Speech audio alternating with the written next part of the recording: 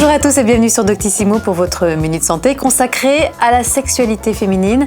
Et pour en parler, nous recevons Catherine Blanc, psychologue et sexologue. Et nous écoutons la question d'Hélène.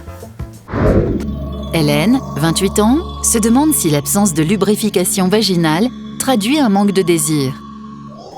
Catherine Blanc, peut-on dire que la lubrification vaginale est à la femme ce que l'érection est à l'homme ? Oui, d'une certaine manière. C'est très joli comme image. Non, mais vous avez raison, d'une certaine manière. Et à ce titre, ce n'est pas parce qu'une femme se lubrifie qu'elle exprime toujours du désir, puisque toutes les érections n'annoncent pas un désir sexuel, comme l'érection natinale par exemple.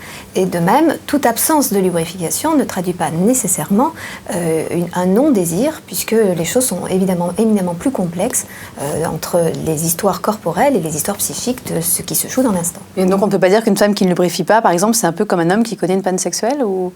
C'est deux choses qu'on peut mettre sur le même plan. On peut parler de panne dans le sens où ça complique la relation, mais pour autant, elle n'est pas en panne. La sexualité ne se réduit pas simplement à une pénétration, et pour l'homme et pour la femme.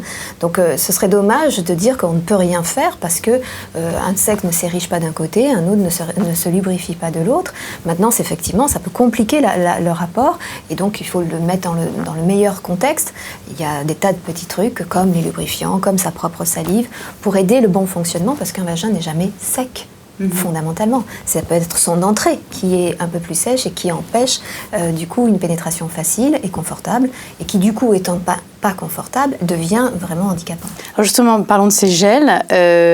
Comment on les utilise ? Est-ce qu'on peut les utiliser avec des préservatifs ? Enfin, comment ça se passe ? Parce que c'est vrai que ces femmes ne pensent pas forcément à ça. Elles se disent « Oh là là, je culpabilise, j'ai moins de plaisir pour mon mari, moins de désir. » Et en fait, c'est pas la réalité. Je crois qu'il faut de toute façon rendre tout ça un peu ludique, parce que sinon on est très dans le médical, donc très dans l'handicap. Et du coup, on focalise un petit peu là-dessus. Du coup, on aggrave le processus à être rivé sur son sexe, que ce soit pour l'homme ou la femme, à être rivé sur son sexe et à attendre qu'il obéisse, le meilleur moyen qu'il n'obéisse pas. Donc effectivement, que ce soit avec préservatif, évidemment, il faut choisir les gels adaptés, bien évidemment, dans la mesure où le préservatif est une contraception. Par exemple, il faut faire attention qu'il n'y ait pas d'interaction qui ne soit pas souhaitable. Mais sinon, après, on joue. La sexualité, c'est un jeu, ce n'est qu'un jeu, c'est pas un devoir, c'est pas quelque chose de grave, c'est pas tempête sous un crâne. Donc on fait en sorte de s'amuser. Et si on s'amuse en se badigeonnant de gel, c'est extraordinaire.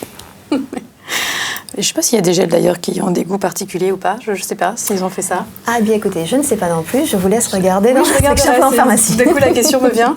Dernière question, on dit que l'appétit vient en mangeant. Pour l'amour, est-ce que c'est la même chose ? Puis on fait l'amour, puis on a envie de le faire Oui et non. Je crois que voir que ça ne risque rien, constater, donc effectivement, se jeter à l'eau permet de se mettre dans un processus de sexualité.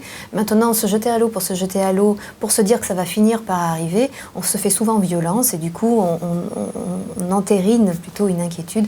Donc je crois qu'à chacun de mesurer ce qui est de l'ordre d'une flemme à mettre en route les choses par peur du coup qu'on en aurait, ou une douleur à s'obliger à le faire. Merci beaucoup Catherine Blanc et merci Hélène pour votre question.